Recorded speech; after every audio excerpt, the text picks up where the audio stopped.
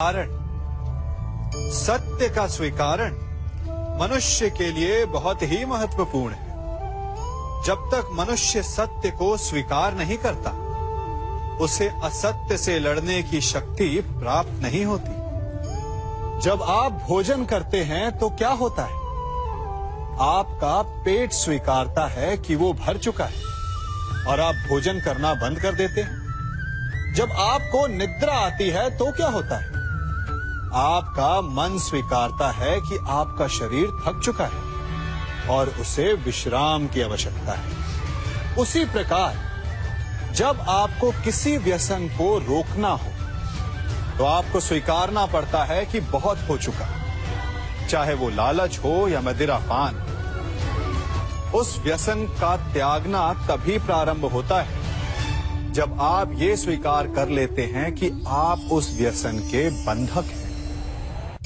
आप इन दो पात्रों को देख रहे हैं। मेरे इस पात्र में जल है और ये पात्र मिष्ठान से भरा हुआ है। दोनों ही पात्र भरे, परंतु देखिए,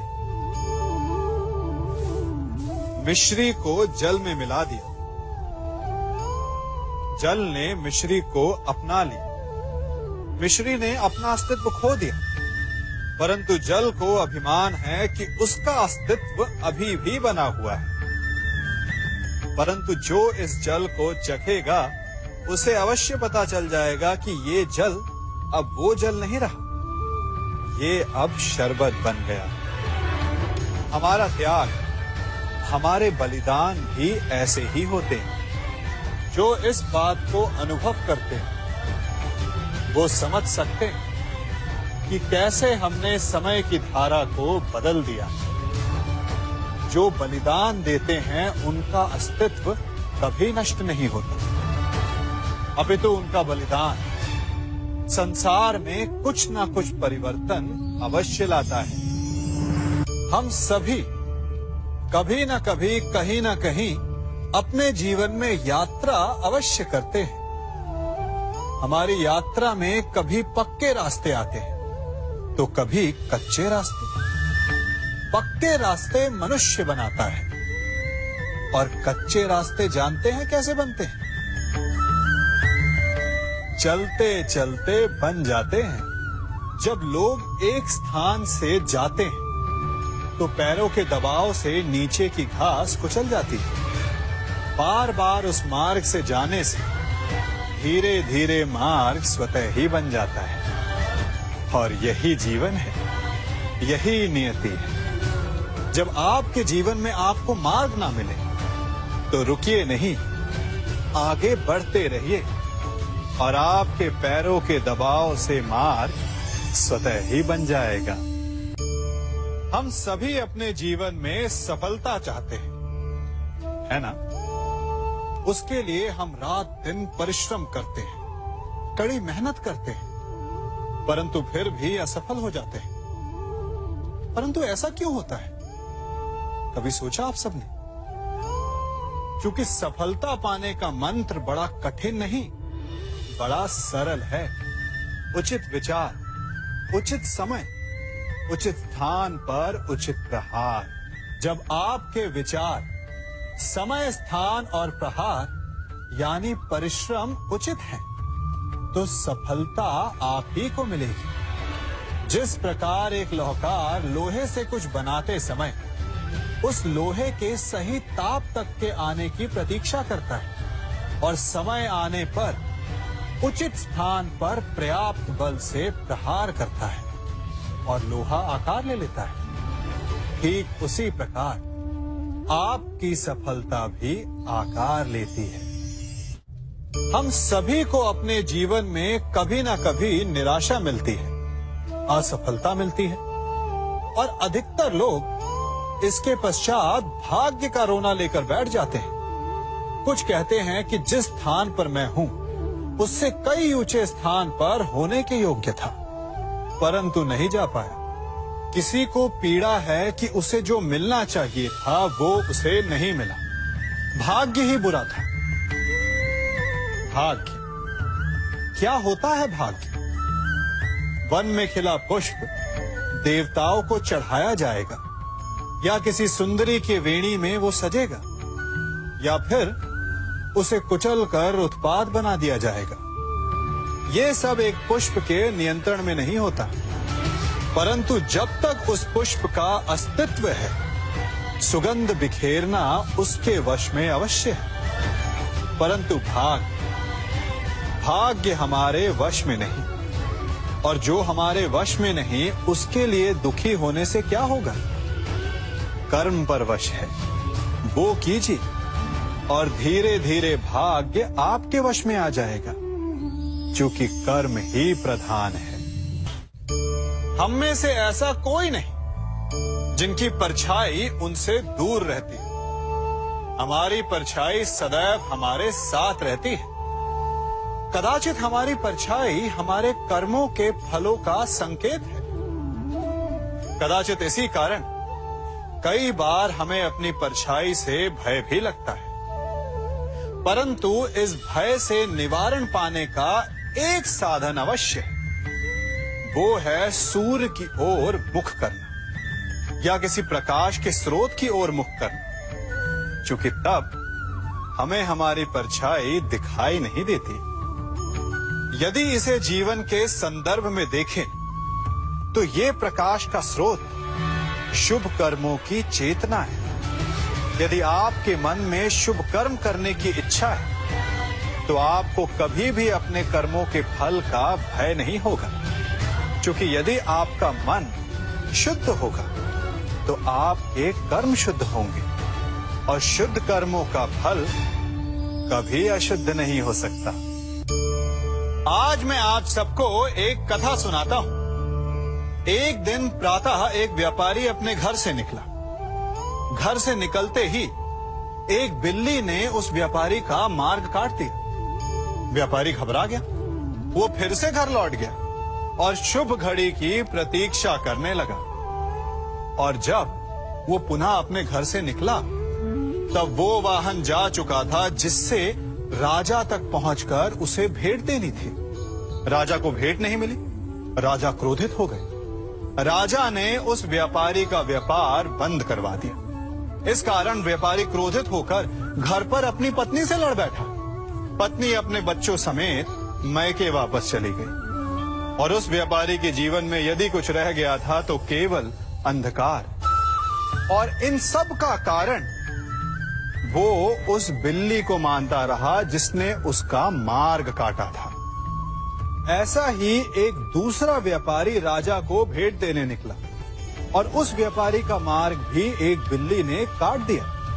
वो व्यापारी तनिक घबराया, परंतु उसने आगे बढ़ना अधिक उचित समझा। राजा तक वो समय पर पहुंचा। उसने राजा को भेंट दी। राजा प्रसन्न हुए और राजा ने व्यापारी को अपना व्यापार बढ़ाने की अनुमति दी, स्वर्ण आभूषण दी। जब व्यापारी घर पर पहुंचा तो पत्नी को आभूषण और अपने बच्चों को देने के लिए वस्त्र थे उसके पास। हर ओर प्रसन्नता थी। समझ रहे हैं ना? दोनों के साथ एक ही प्रकार की घटना हुई, परंतु दोनों की प्रतिक्रिया भिन्न थी। ऐसा ही हमारा जीवन भी है। हमारे जीवन में प्रारब्ध का अपना स्थान है, परंतु उससे कई अधिक महत्वपूर्ण हमारी प्रतिक्रिया, हमारे सोच का प्रभाव है, क्योंकि यही हमारे जीवन को आकार देते हैं। इसलिए अपनी सोच को सकारात्मक रखिए। आपका जीवन सदैव आनंदमय रहेगा। कभी किसी सुरंग से बाहर निकले हैं आप? कैसा ना भूल पाने वाला अनुभव होता है ना? कितना भयावह अनुभव होता है। मानो हर पल ऐसा लग रहा होता है कि यदि इस सुरंग में बंद हो गए तो क्या होगा? कैसे निकलेंगे इस सुरंग से? सर्वत्र अंधकार होता है। परंतु यदि आप ध्यान से उस सुरंग के मुखाने पर देखें तो वहां सदा प्रकाश होता है, और उस प्रकाश तक वही पहुंच पाता है जो सुरंग की छोर तक पहुंच पाए। और ऐसा ही हमारा जीवन भी है। इसी प्रकार कई बार हम स्वयं को निराशा की सुरंग में पाते हैं। जहां बाहर जाने का मार्ग नहीं सूझता। मानो जैसे जीवन आनंद सब समाप्त हो जाएगा। परंतु ऐसी परिस्थिति में ठीक उस सुरंग की भांति इस निराशा को समाप्त करने वाला आशा का प्रकाश उसे ही मिलता है जो निरंतर आगे बढ़ता रहे। यदि आपके जीवन में कभी भी निराशा आए, कोई भी समस्या आए, तो उसका समाधान है निरंतर प्रयत्न करते रहना। प्रयत्न करते रहिए, आपको सफलता अवश्य मिलेगी। कभी आप ब्रह्म मुहूर्त में जगे? जगकर देखिए, संध्या होने के पश्चात जब रात्रि का अंधकार सारे संसार को धीरे धीरे अपने अंधकार में निगलने लगता है, तो यही अंधकार ब्रह्म मुहूर्त में भोर होने से ठीक पूर्व तनिक अधिक काला हो जाता है। कुछ समझे? हमारा जीवन भी कुछ ऐसा ही होता है। जब हमारे जीवन की समस्याएं अपने अंत पर होती है, तो यही समस्याएं एक भीषण रूप लेकर हमारे समक्ष प्रस्तुत हो जाती है और ऐसे परिस्थिति में अधिकतर लोग हार मान जाते हैं, भय खा जाते हैं। परंतु यदि आप हार न माने, भय न खाएं, दृढ़ रहें, निरंतर आगे बढ़ते रहें, तो प्रकाश के रूप में हमारा स्वागत करने के लिए सूर्य उदय सदा हमारे समक्ष प्रस्तुत रहेगा। आपने बरगद के वृक्ष को देखा है? जितना विशाल उतना दृढ़। पतझड़ में वो सूख जाते हैं, परंतु दुर्बल नहीं होते, टूटकर गिरते नहीं। और उसके विपरीत दलदल में उपजे वृक्षों को देखिए, वो दिखने में तो बड़े होते हैं, पतझड़ आए या शीत सदा हरे भरे होते हैं, परंतु इतने दुर्बल होते हैं कि जलधारा के हल्के से वेग से वो गिर जाते हैं। परंतु ऐसा क्यों होता है? कारण है जड़ें। जिसकी जड़ें दृढ़ भूमि में है, वो हर चक्रवात, हर ऋतुओं को सह लेता है, और जिसकी जड़ें दलदल में है, वो स्वयं की जड़ों को दुर्बल बना लेता है। कुछ ऐसा ही मनुष्य भी होता है जो अधर्म, कुकर्म और असत्य की धरा पर उपजा है। वो समय की एक मार भी नहीं सह पाता, और जो मनुष्य सत्य, धर्म की धरा पर उपजा है, वो हर समस्या से अविचलित हो जाता है। अब आप पर निर्भर करता है कि आप क्या बनना चाहते हैं। हमारे जीवन में मित्र और शत्रु बड़ा महत्व रखते हैं। यदि गंभीरता से सोचा जाए तो ऐसा कोई क्षण नहीं जब हम अपने मित्रों के बारे में ना सोचते हो या फिर अपने शत्रुओं के बारे में। हमारा हर कार्य या तो हमारे मित्रों के हित के लिए होता है या फिर हमारे शत्रुओं के अहित के लिए। हम हर स्थान या तो अपने मित्रों के साथ होते हैं या फिर अपने शत्रुओं के साथ। कोई नहीं चाहता कि उनका शत्रु प्रसन्न रहे। हर कोई अपने शत्रु को नष्ट कर देना चाहता है, और ऐसा करने के लिए वो हर संभव प्रयास करता है। उसे आर्थिक, मानसिक और शारीरिक हानि पहुंचाने का प्रयास करता है। परंतु यदि मैं आज आपको ऐसा मंत्र सिखाऊं जिससे आप अपने शत्रु को सदा के लिए नष्ट कर दे तो, और वो मंत्र है मित्र बनाना। अपने सभी शत्रुओं को अपना मित्र बना लीजिए और आपके सारे शत्रु स्वतः ही समाप्त हो जाएंगे। मैं क्या कर रहा हूं? मैं दिए प्रज्वलित कर रहा हूं ताकि अंधकार को मिटा सकूं। अब आप कहेंगे कि इसमें कौन सी बड़ी बात है ना? परंतु इसमें महत्वपूर्ण बात समझने के लिए यह है कि मैं क्या नहीं कर रहा हूं, और मैं अंधकार नहीं कर रहा हूं। क्योंकि अंधकार को मिटाने के लिए प्रकाश का अस्त्र तो उठाना ही पड़ता है। बुराई को बुराई से नहीं, अच्छाई से जीता जाता है। अन्याय को अन्याय से नहीं, न्याय से लड़ा जाता है।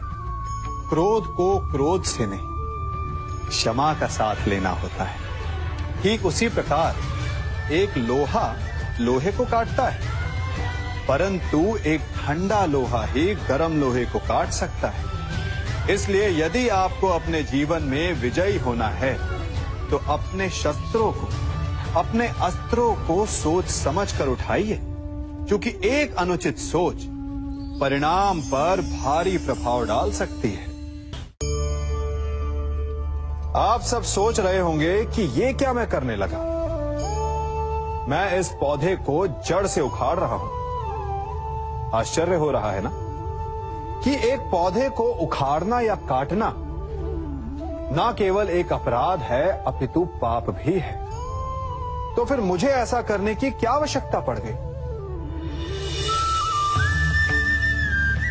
क्योंकि कई बार विनाश ही सृजन तक पहुंचाता है।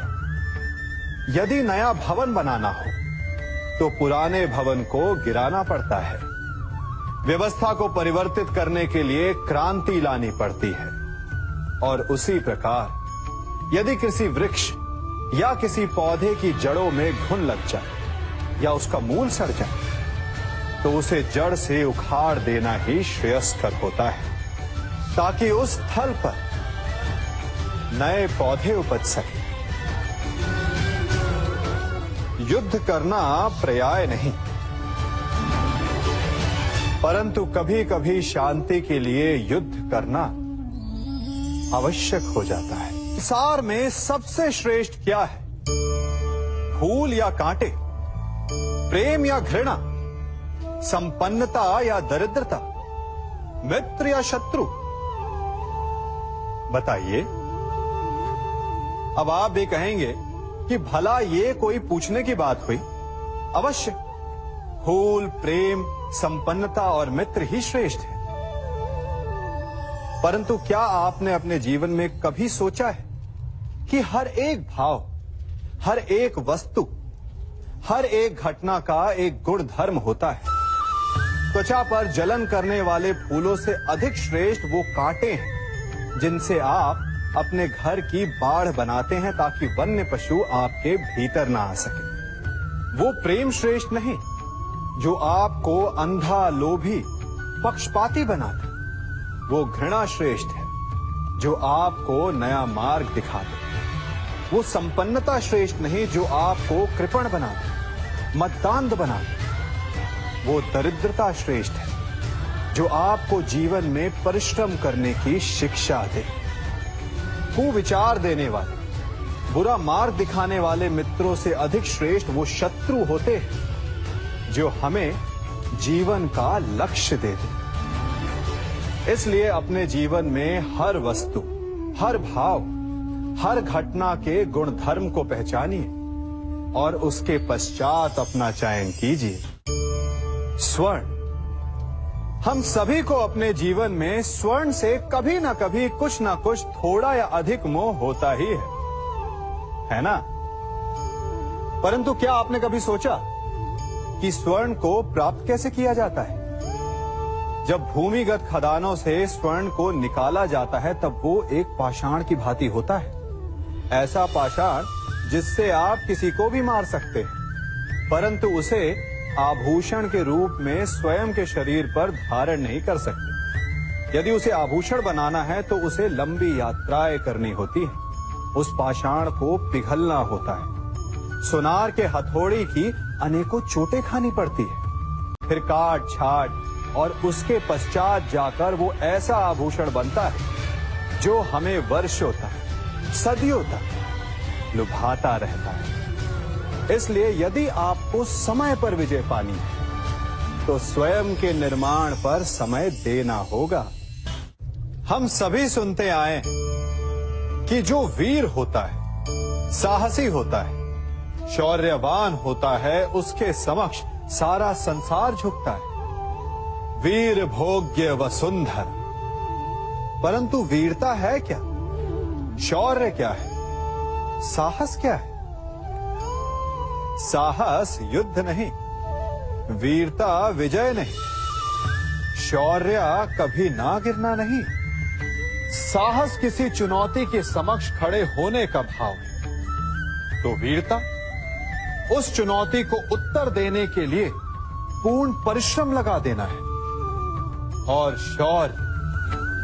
शौर्य का अर्थ है गिरकर फिर से उठने का साहस रखना, बार बार प्रहार करके वीरता दिखाना, निरंतर प्रयास करते रहना, निरंतर परिश्रम करते रहना। इसलिए विजयी होने से अधिक महत्वपूर्ण है शौर्यवान होना, क्योंकि जो शौर्यवान है उसे विजय मिलना निश्चित है। हम सभी बचपन से ये सुनते आए हैं कि अच्छे मित्र हमारे जीवन को पूर्णतः परिवर्तित कर सकते हैं, है ना? अच्छे मित्र, परंतु कौन? जिनसे आप प्रश्न पूछें और वो मित्र बिना किसी पक्षपात के, भय रहित होकर, बिना किसी लालच के आपको उचित उत्तर दे। परंतु सबके समक्ष ये समस्या आ जाती है कि आज के समय में ऐसे मित्र मिलना दुर्लभ है, वो तो होते ही नहीं। परंतु मैं आपको एक बात बताता हूं, हम सब के पास एक ऐसा मित्र होता है, बस हम उसे पहचान ही नहीं पाते। वो है दर्पण। दर्पण के समक्ष खड़े होकर आप स्वयं से पूछिए कि यदि आज आपका अंतिम दिन होता तो क्या आप वही करते जो आप कर रहे थे? आपको उत्तर मिले या ना मिले, परंतु आपकी दिशा अवश्य बदलेगी। इसलिए आपसे अतिरिक्त आपका सबसे घनिष्ठ मित्र, सबसे अच्छा मित्र और कोई नहीं। हम सभी अपने जीवन में कोई ना कोई कार्य करते हैं। कार्य करते हैं तो थकान की अनुभूति होती है, और यदि थकान ना उतरे तो कार्य करने का मन नहीं करता। हम आशा करते हैं कि कदाचित एक दिन में 24 के स्थान पर 26 घंटे होते तो आराम करने के लिए हमें और अधिक समय मिल जाता। हमें ऐसा अनुभव होता है कि हम बहुत अधिक कार्य कर रहे हैं, है ना? परंतु क्या आपने कभी सोचा है कि जो लोग संसार में सफल हैं, उनके पास भी सफल होने के लिए दिन में केवल 24 घंटे थे, तो फिर वो सफल क्यों हैं? इसका एक छोटा सा रहस्य है। वो कार्य चुनते हैं जो उन्हें प्रिय है, जिसे करने में उन्हें आनंद आता है।